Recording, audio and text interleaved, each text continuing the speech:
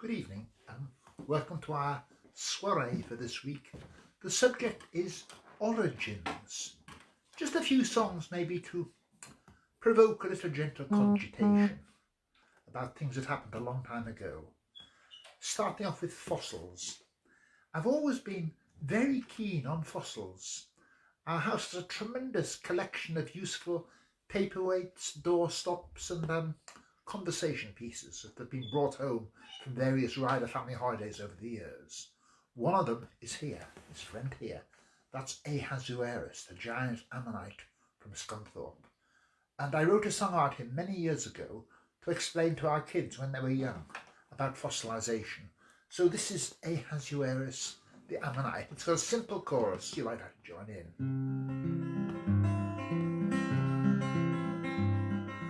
Ahasuerus the Ammonite swam in the Jurassic Sea.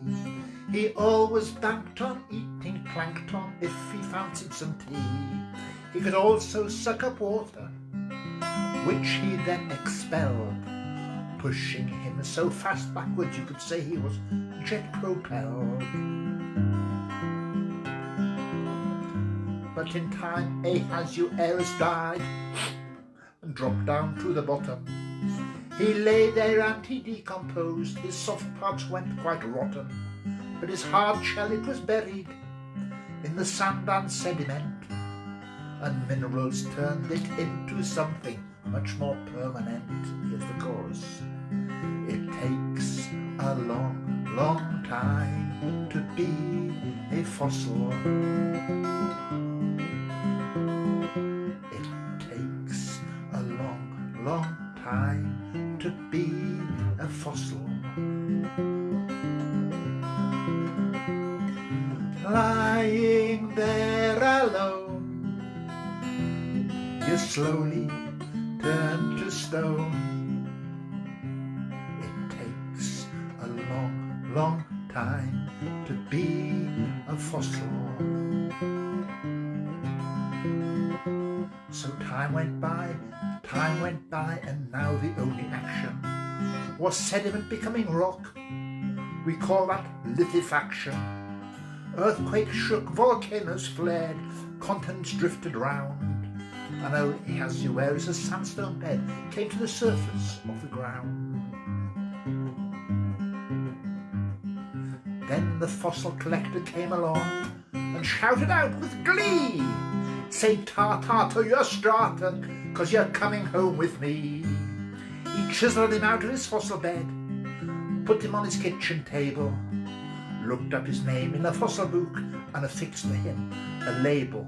It said Apariatites from a Lower Lias of Scunthorpe Links.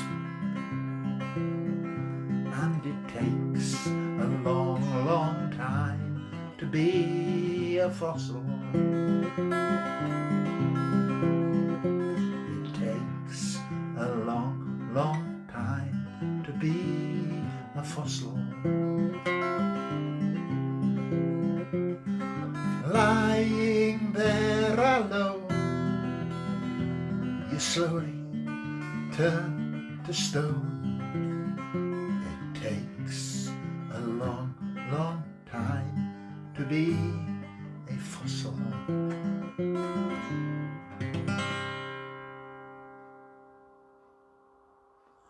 Right, fossils are really interesting. There's some worrying things. People can get fossilised as well. Did you realise that? They can actually get fossilised while they're still alive, which is even more worrying. Sometimes we find them. Sometimes we find them in our churches. This is a song simply called Reginald.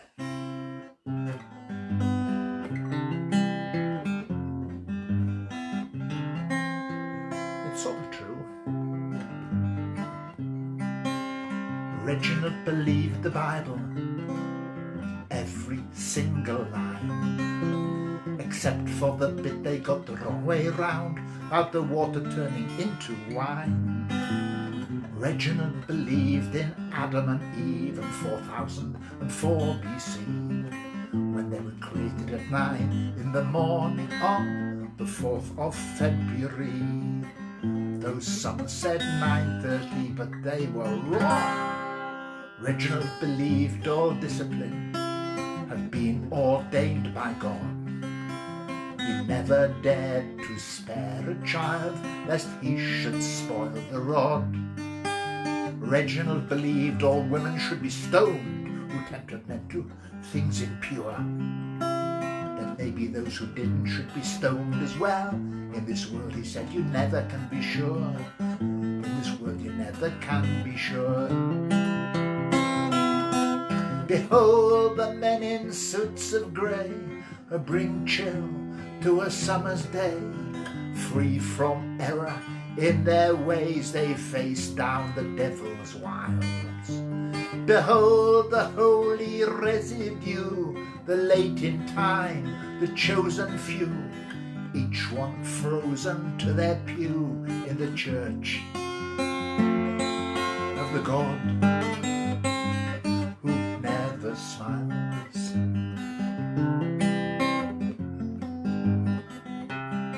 And it's Friday night study on the fate of the unsaved. He rejoices he's been given the power to discern. As he's stoking up the boiler down in the chapel basement, he peers out through the casement and he ponders how Methodists were burned.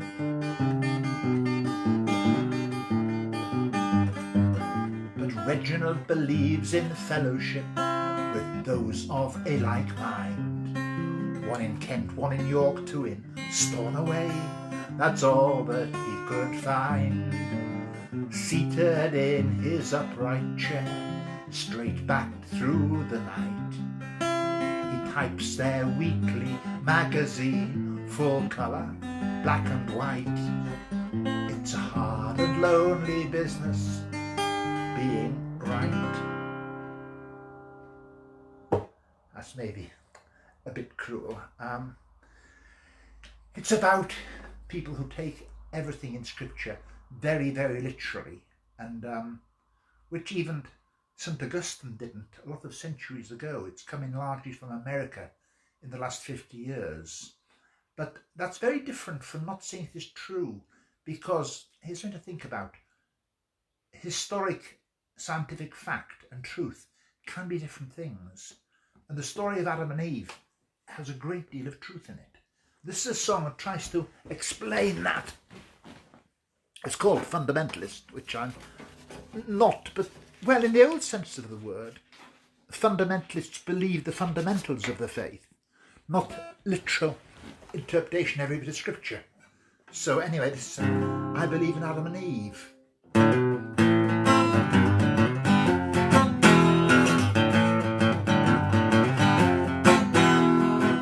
I believe in Adam and Eve.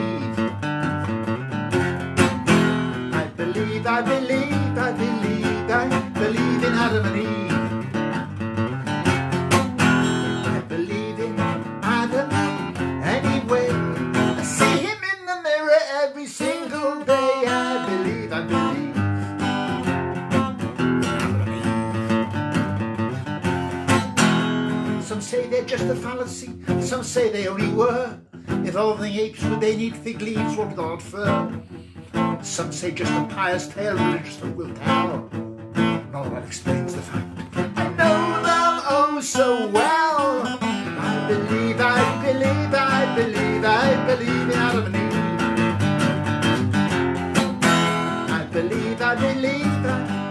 I believe in Adam and Eve. Every night I go to sleep, every morning I awake, acquiescing to suggestions made to me by the snake. I look around for someone else to name and take the blame. Then my wardrobe malfunctions, disclosing all my shame. I believe in Adam and Eve. I believe in Adam and Eve. They inhabit all my choices, they inhibit all my good. I stole on the threshold of all I could and wouldn't should do. Consumed by their contagion, I crawl upon a road with all my genes and chromosomes imprinted with their code. I believe, I believe, I believe, I believe in Adam and Eve. I believe, I believe, I believe, I believe in Adam and Eve. Oh, great parents of my parents, you have brought me to my knees. I am heir to your misfortune, I inherit your disease. You reach out through the curtain to seize and take control. Your cold and clammy fingers are clutching at my soul. I believe, I believe, I believe, I believe in Adam and Eve. I believe, I believe, I believe, I believe in Adam and Eve. Oh, but worst of all the curses, the one thing I can't erase, I'll wipe it from my thinking, omnipresent all my days. Cruelest of all the dreams that haunt me in the night, the fatal call of Eden, the aching distant memory, the sweet and distant memory of light.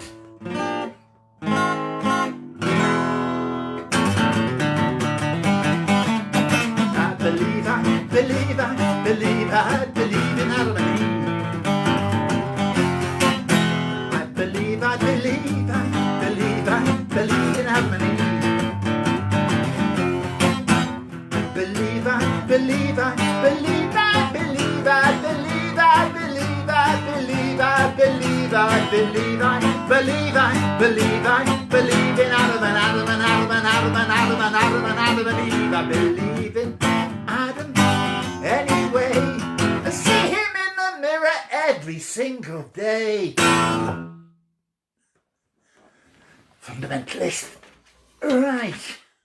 Well, one of the there's this great divide that's blown up over the last, say, 30, 40 years between creationists and evolutionists. And the great enemy of creationists is Charles Darwin, one of the leading proponents of a theory of evolution. Now, this is a tricky area. I have no problems with evolution as a process. I have problems in the application of the idea to things it shouldn't be applied to. At the moment, we seem to be looking back at historical characters who we can put a lot of blame on, like the guy they threw into the docks in Bristol. Nobody suggested Charles Darwin, but Darwin's ideas were responsible for some appalling brutalities mainly in the early 20th century, in Germany and Russia and other places. So I'm not saying he would have approved of this, but he's a person to be queried, I think. And this is a song about that. It's simply called You, Me and Charles Darwin. And it's set maybe in about 100 years ago.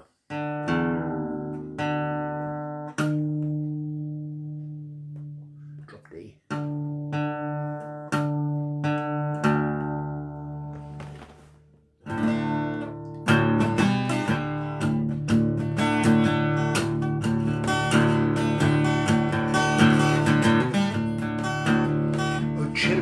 Children, you must wash behind your ears.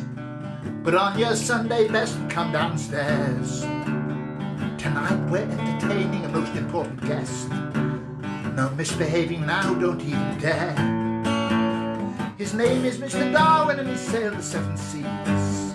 Studied every subject known to man. Such a bold explorer of the fauna and the flora. He's discovered now the way all things began.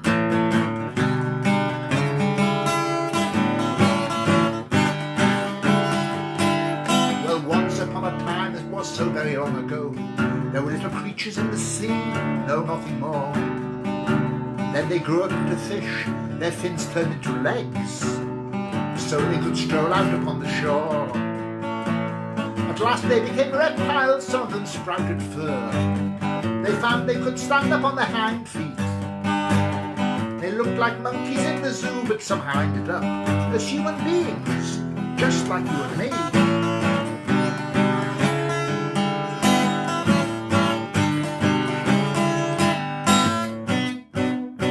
We call it evolution.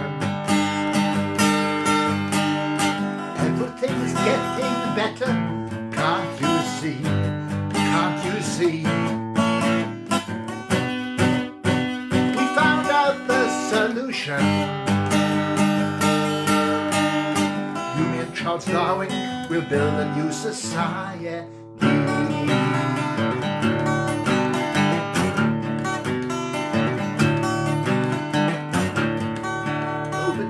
Dearest children, grow up healthy, grow up strong. In our brave new world, only the fit survive. Get rid of superstition and all pious sentiment.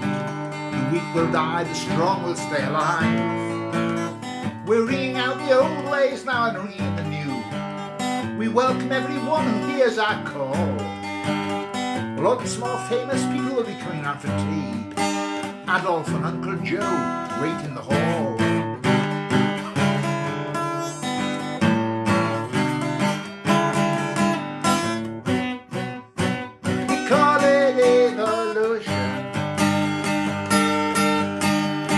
Everything's getting better, can't you see, can't you see? We found out the solution. You, me and Charles Darwin will build a new society. You, me and Charles Darwin will build a new society.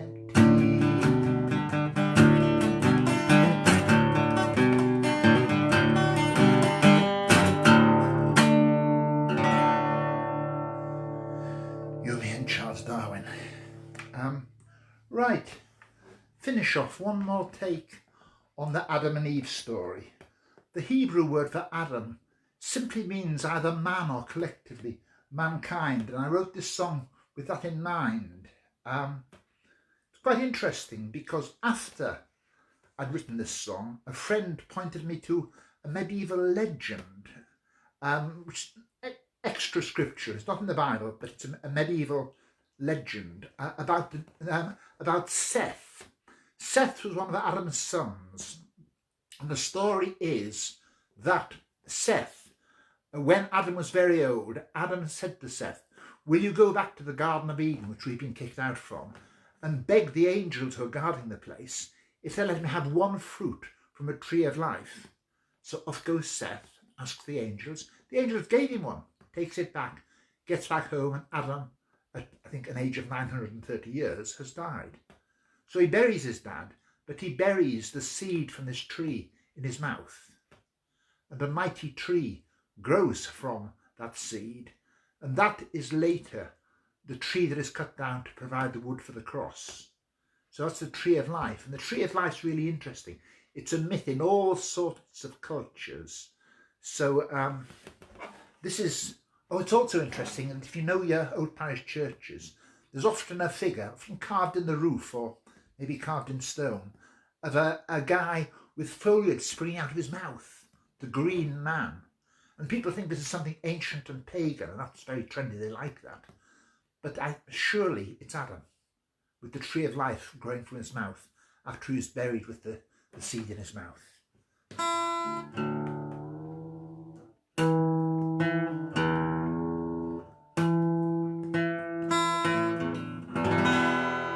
This is Adam was a gardener. It's a bit of a long one, so I'll finish with this.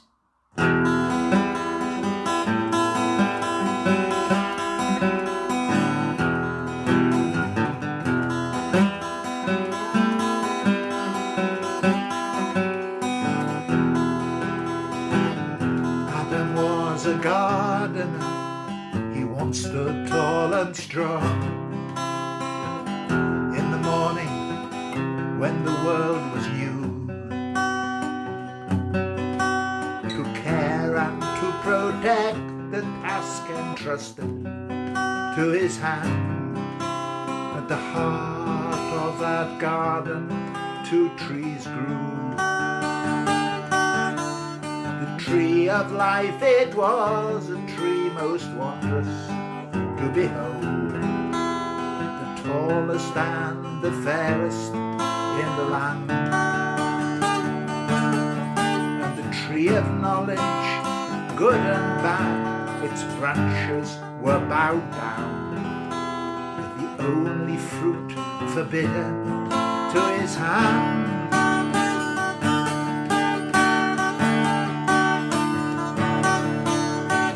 One day at noon his lady Eve was standing by his side, when a voice out of the shadows bade them take. They reached their hands and plucked the fruit. Their life was withered at the root. For the first time, knowing fear, they fled away. Above, below, see how the garden grows. A single tree will reach up to the sky. Wonder where you will. Look up, you'll see its silhouette stretch high. So high, so high.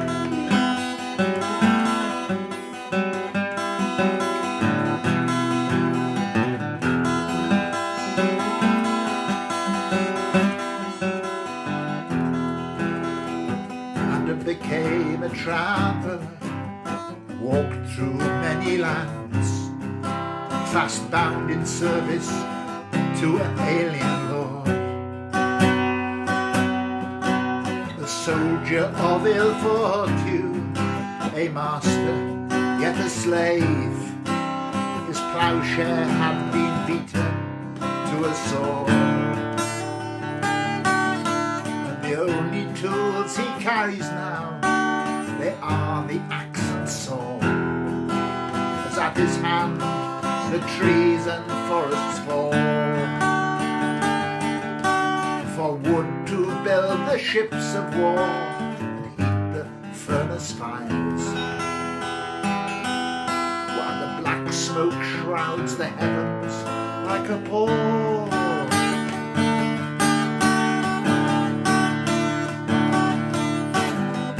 Above, below, see how the garden grows. A single tree will reach up to the sky. Wonder where you will. Look up, you'll see its silhouette stretch high. So high, so high.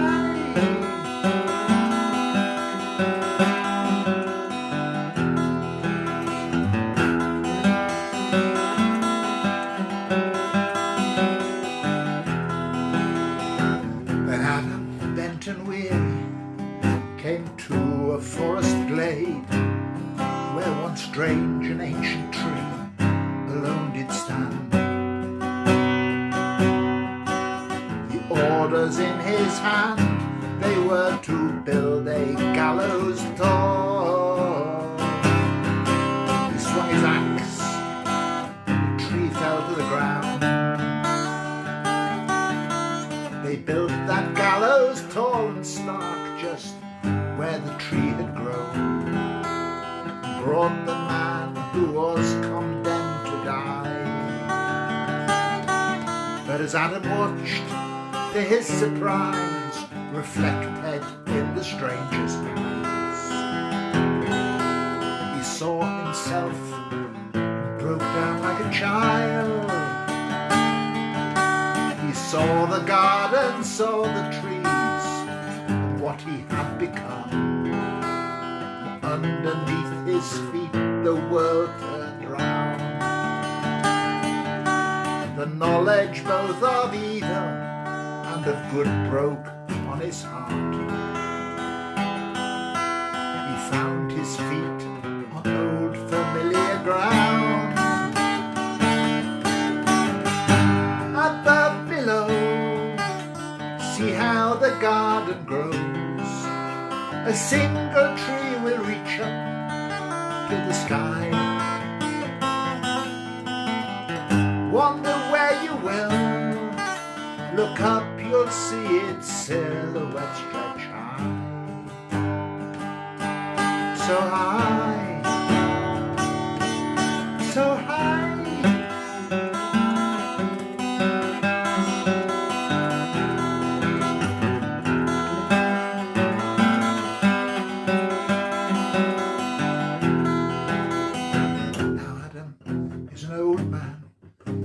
carries all his scars, but he knows it will not always be the same.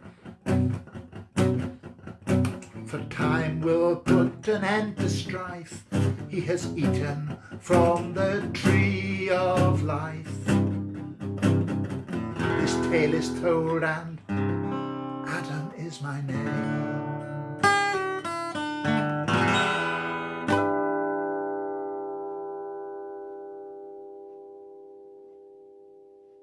Next week, dancing pigs. Good night.